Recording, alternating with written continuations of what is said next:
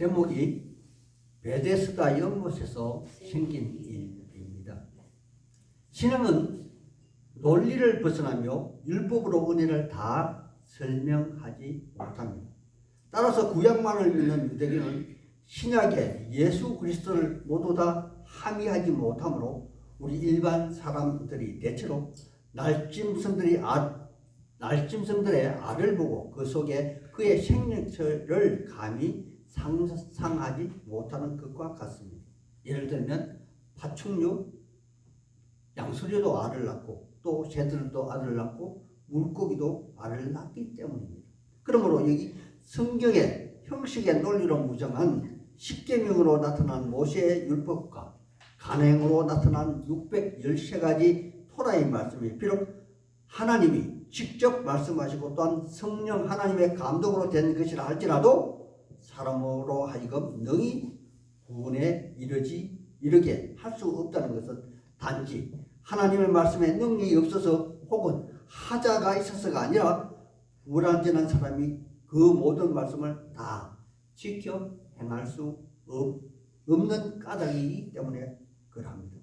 따라서 이런 불완전한 사람이 자기 행위를 합리화하며 오랜 생활의 습관으로 고착가 되어 내려오고 더욱이 간행으로 굳어진 상태에선 그 껍질의 무게 때문에 속에 든 내용물의 진위를 파악하기는 너무도 많은 어려움이 있다는 것입니다.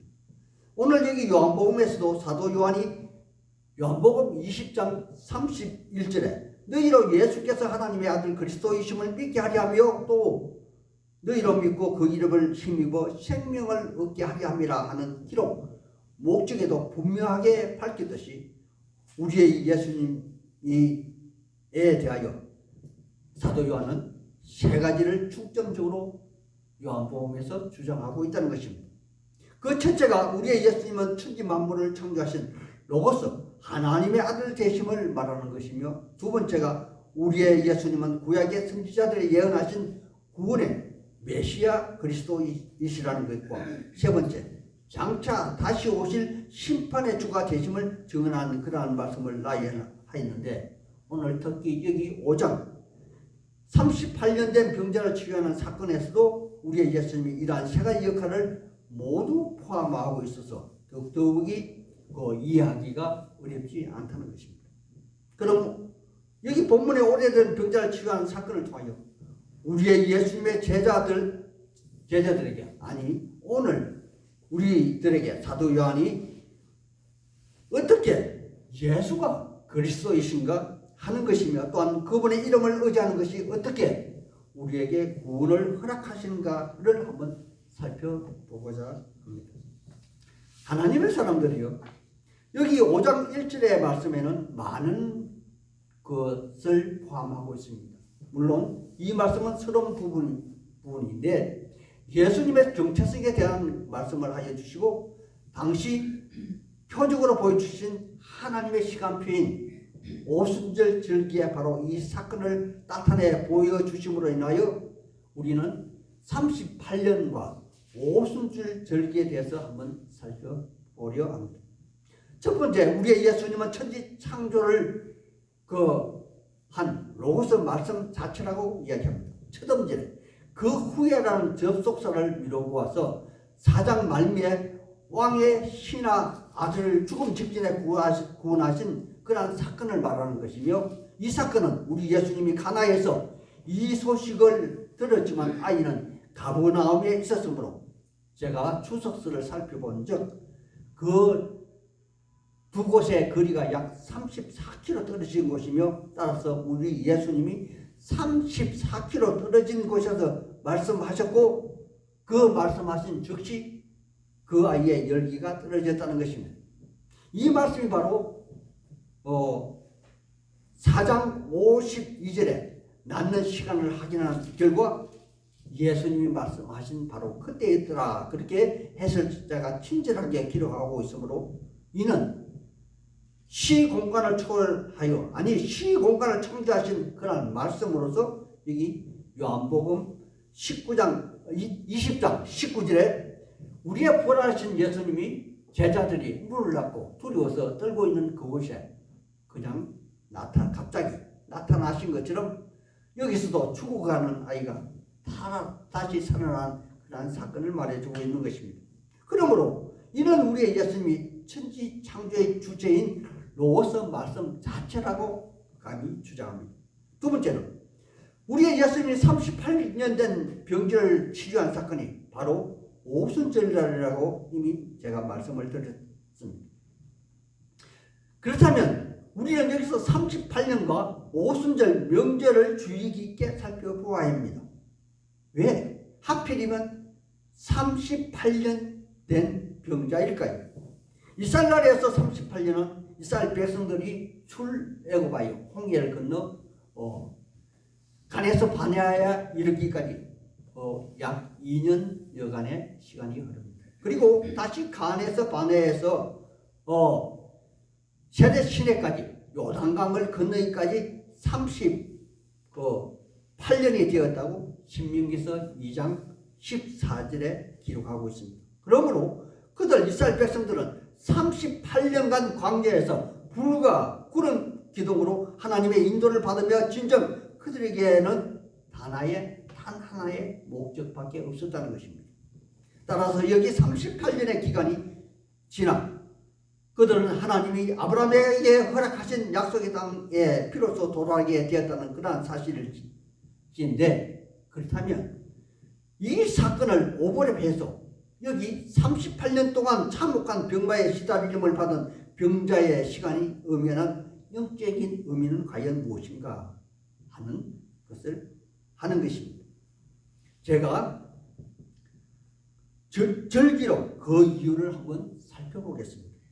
바로 여기 명절이라고 기록된 절기는 7대 명절 중에 하나인 구약에서는 77절이라고도 부르고 신약에서는 오순절이라고 부르는 명절에 이 사건이 일어난 것입니다.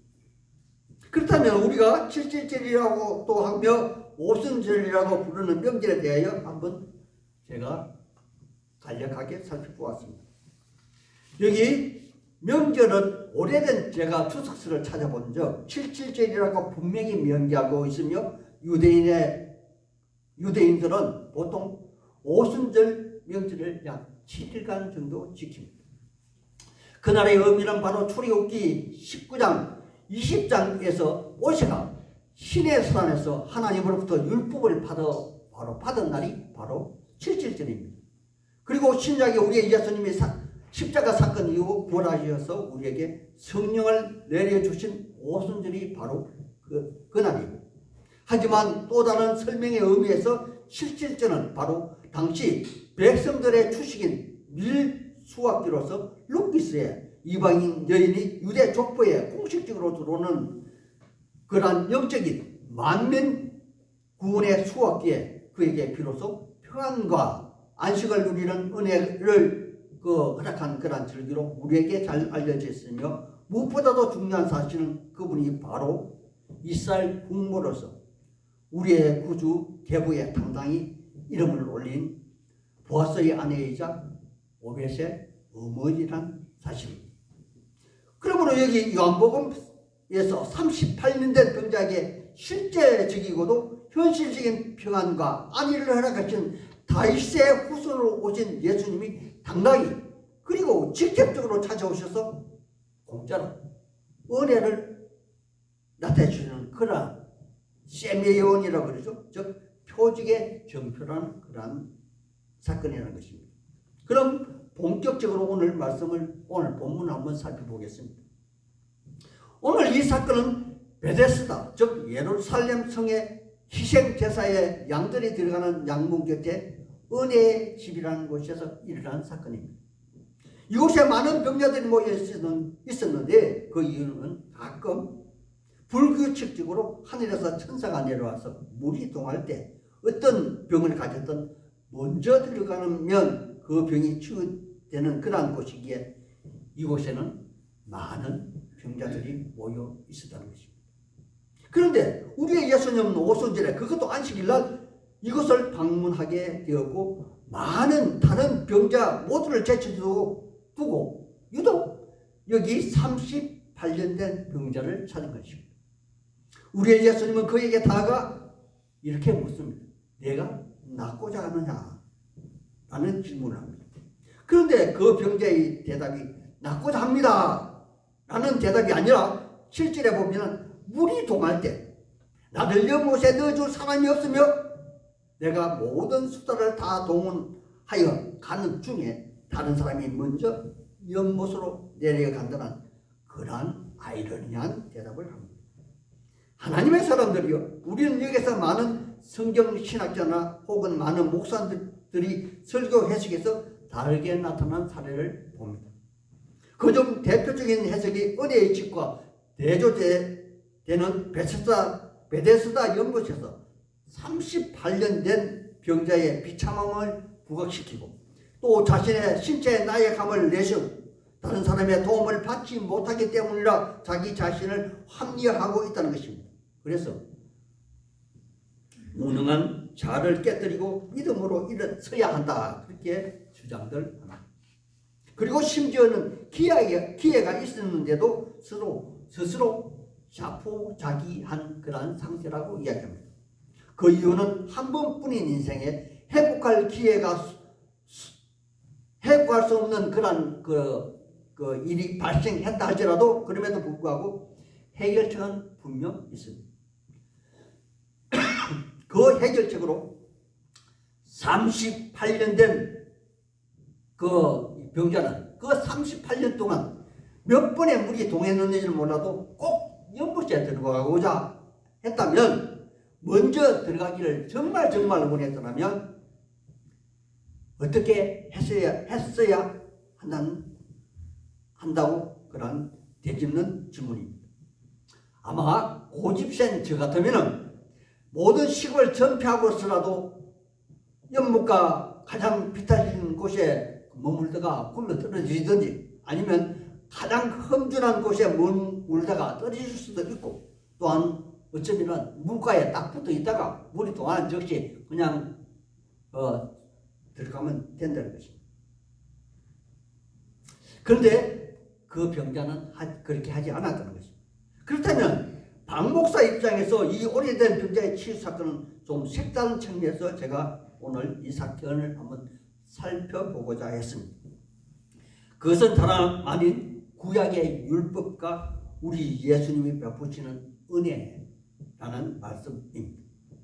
하나님의 사람들이요, 구약의 율법은 요 하나님의 말씀으로 출애굽기 19장 5절 6절에 보면은 세계가 다 내게 속하 있느니 너희가 내 말을 잘 듣고 내 언약을 지켜 행하면 너희는 모든 민족 중에서 내 소유가 되겠고 너희가 내게 대하여 제사장 나라가 되게 하며 거룩한 백성이 되게 하리라. 이렇게 여호와 하나님은 이스라엘 백성들과 언약하셨습니다. 그런데 말입니다, 우리 예수님은 여기 이 사건 바로 앞 요한복음 4장 왕의 신하의 아들 치유해 주시는 그런 사건에서 우리 주 예수님이 하신 말씀을 정리하면 그를 믿는 믿음을 강조하여 4장 53절에 온 집안이 다 믿으니라, 이렇게 믿음을 강조합니다. 바로 이 차이를 요한복음에 전하는 오늘 본문에서도 우리에게 말씀해 주고 있는 것이 아닐까, 그렇게 생각해 봅니다. 하나님의 사람들이요, 우리 주 예수 그리스도 안에서 우리의 믿음은 히브리서 기자가 밝혀 알려주었듯이 보이지 않는 것을 보고 믿는 것이며 바라고 원하는 것을 실상으로 나타내주는 그러한 소망을 가지는 것이 아닙니까? 그런데 구약의 언약의 말씀은 여호와 하나님과 맺은 언약은 몸소 지켜 행해야만 하되 하나도 빠짐없이 전부 모두 다 행해야만 한다는 것입니다. 그러나 불행하게도 구약의 여호와 하나님의 말씀을 전부 다 이행하는 사람은 이 세상에는 한 사람도 없습니다. 그래서 로마서 기자는 로마서 3장 10절에 의인은 없나니 하나도 없다, 그렇게 선언하고 있는 것이 아닐까요? 따라서 구약의 모든 행위로 구원에 이르지 못하기 때문에 메시아 그리스도가 이 땅에 오셔야만 된다는 그런 필요성과 당위성, 그분이 오셔서 구원을 완성하시는 구원의 충분성, 오늘 이 본문을 통하여 말씀해 주시는 것이 아닌가 합니다. 계속해서 8절의 말씀을 한번 보겠습니다. 오래된 병자의 하손을 들으신 우리의 예수님은 이렇게 말씀하십니다. 일어나 자리를 들고 걸어가라. 그리고 9절에 그 사람의 반응으로 그 사람이 곧 나아서 일어나 걸어가니라. 이렇게 기록이 되어 있습니다. 하나님의 사람들이요, 여기 8절과 9절 사이에 미사여구도 부연한 설명도 반복하는 그런 말씀도 없이 오늘 이 사건은 깨끗하게 마무리됩니다. 그렇다면 오늘 이 사건에서 두 주체로서 등장하는 한 사람은 38년간이나 고통 중에 살아왔고, 또 한 분은 단지 말씀으로만 38년 된 오래된 병에 묶여있는 그 사람은 낫게 하는 사건이 오늘 사건의 전부입니다. 그리고 이 사건은 오직 이스라엘 전성으로 내려오는 성경의 메시아 그리스도가 오심으로 가능한 사건이라고 그렇게 이야기합니다. 그렇다면 여러 말할 것 없이 이러한 기적을 일으킨 그분은 진정 이스라엘 메시아 그리스도가 분명할 것이므로 유대인들은 그분을 믿고 따라야만 합니다. 그것이 마땅합니다. 그럼에도 불구하고 혹 여기 유대인들처럼 그분을 믿지 못하고 문제를 삼으며 병을 낫게 한 예수가 진정 그리스도가 맞는지 아닌지를 가르는 그런 일을 주장해야 될 것인데, 하지만 여기서는 전혀 다른 생뚱맞는 그런 논쟁으로 비하하고 있음을 봅니다. 바로 부수적인 해석의 차이에 있어서 문제가 바로 안식일에 일을 행할 수 있느냐 없느냐, 그런 논쟁입니다. 안식일 논쟁은 마태복음에 우리가 12장 보면은 세 가지 비유를 들어서 소상하게 밝히고 있습니다. 이때 우리가 이 세 가지 사건을 한번 살펴보아야 할 것인데, 첫째가 예수님의 제자들이 안식일날 밀 이삭을 비벼서 먹는 그런 행위가 당연한가 아닌가를 이야기하는 것입니다. 이때 우리의 예수님은 안식일을 이런 사람을 위한 일이요 인자 즉 당신이 안식일의 주인이다 그렇게 이야기합니다. 그런데 말입니다, 어찌 생각해보면 유대인들이 주장하는 맞서는 그런 주장과 같이 어쩌면 저 개인도 이 부분에 약간은 동의합니다. 왜냐하면 우리의 예수님은 안식은 사람을 위한 것이라, 그리고 안식일의 주인은 자기 자신이라 그렇게 말씀하신 것은 말로만 한 것입니다. 우리에게 직접적으로 그런 피부로 느껴지는 그런 말이 아니라는 것입니다. 그런데 세 번째 사건에서 한 손을 못 쓰는 그런 사람을 치유한 사건과 귀신 들려 눈물고 말 못하는 그런 사람을 온전하게 하심을 통해서 우리의 예수님은 구약의 이사야 선지자가 말씀하신 이사야서 6장 1절에 상한 갈대를 꺾지 아니하시며 꺼져가는 심지를 끄지 아니하시는 그런 분이시며, 계시록 20장 1절과 2절에 사탄 마귀 용을 잡고 그의 권세를 이기시는 분으로 말씀하실 때 우리는 아무 기적 앞에 이슬을 달 수가 없다는 것이며 그저 믿어야만 한다는 것이 아닙니까? 왜냐하면 이러한 행위는 도저히 일반 사람으로서는 그러한 능력을 행할 수 없기 때문일 것입니다. 오늘 본문에서도 마찬가지입니다. 14절에 어떤 사람이 38년 동안 병자에 매여 있다가 나았고, 또 앞으로 더 심한 것이 생기지 않게 더 이상 죄를 짓지 말라 그런 말씀에서 우리는 짧은 식견으로 판단해 본다고 해도 그 병자의 오래된 병은 죄를 시험으로 발생한 그런 것이며, 또 그 병이 나았다는 것은 죄 사함을 받았다는 그런 말씀과 동일하다는 말씀인 것입니다. 그렇다면 우리의 예수님은 바로 이 말씀에서 38년 동안 병자로 있었던 그가 어떠한 죄를 지었고 또 38년 동안 어떠한 고통을 받았는지 이미 모두 다 알고 말씀하신 것이 아닙니까? 그렇기 때문에 그 병자의 죄 또한 동이 서에서 먼 것 같이 존재조차 없이 할 권세가 그분에게 있었다는 것이며, 그 죄가 소멸됨으로 그 병이 치유함을 받아 깨끗한 물을 받았으므로 그 병자가 일어나 자기의 자리를 들고 걸어갈 수 있었던 그런 말씀이 아닙니까? 하나님의 사람들이요, 구약의 성경만을 믿는 유대인들이 주장하기를 죄를 사할 권세는 오직 하나님에게만 있었다는 그런 말씀이기에 오늘 여기 본문에서도 우리의 예수님은 당신이 당당히 자신이 하나님 아들 되심을 주장하는 그런 말씀이기도 하다는 것입니다. 이 말씀이 17절에 아버지께서 일하시니 나도 일한다. 즉 아버지와 아들이 동등됨을 주장하는 것입니다. 그렇다면 오늘 말씀은 본문의 말씀을 다시 재정리하여 율법과 은혜라는 주제로 재정리 한번 해보겠습니다. 첫째, 38년 된 병자는 병을 나았고 또한 한 발 더 나아가 제사함을 받을 어떠한 선한 행위도 하지 않았음에도 불구하고 우연히 혹은 아주 특별한 은혜로 예수님이 하나님의 아들이 직접 찾아오셔서 병에서 구원함을 얻게 되었고 더 나아가 그는 제사함까지 받았다는 것입니다.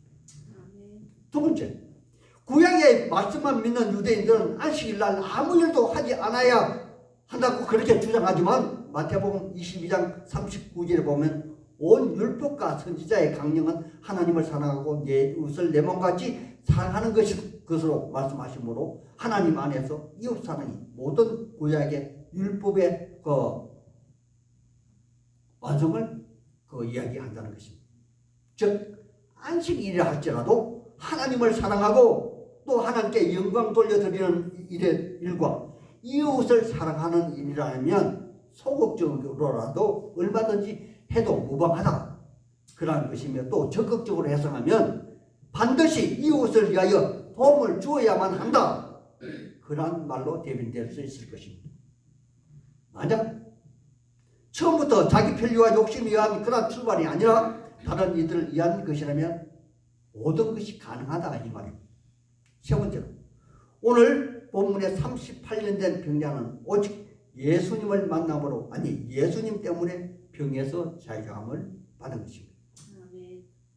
이는 그분이 율법의 완성자로 오신 하나님이 그분에게 제3의 권세를 부여한 것으로 이는 우리가 익히 잘 아는 바 역설적으로 그분이 38년 된 병자의 죽음을 대신 죽으셨기에 아니면 그분이 그를 위하여 다시 부활하여 다시 살아나셨기 때문에 그 병자가 회복되는 그런 권세가 부여된 것이 아닌가 그렇게 역설적으로 이해할 수 있을 것입니다.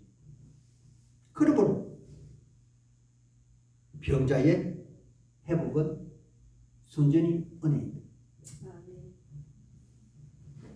네 번째, 오늘 베세스다 연못의 많은 병자 가운데 오직 38년 된 병자 한 사람을 찾은 것은 오직 하나님의 선택, 우리가 할 수 없는 구원의 주가 그분만을 선택했다는 그런 사실일 것입니다. 말씀을 맺겠습니다. 오늘 요한복음 5장에서 행위로 율법으로 구원받기를 원했던 38년 된 병자 같은 우리를 아니 메시아 그리스도이신 예수님을 알지 못한 채로 죄와 허물로 죽은 우리를 여호와 하나님은 조건 없이 우리를 선택하셨다는 것입니다. 그리고 또 때가 참에 부르시고 찾아와 주시고 당신의 아들 예수를 우리에게 알게 해주시고 믿게 해주셔서 영적인 무지를 일깨워 주시고 죄 없다 그렇게 확실하게 인쳐주시고 구주로 믿게 하신 은혜를 무조건적 은혜 값없이 주는 은혜를 마음 깊이 안고 가는 그러한 성도가 다 되시기를 우리 주 예수님 이름 받들어 소망하고 축복하는 바입니다. 아멘.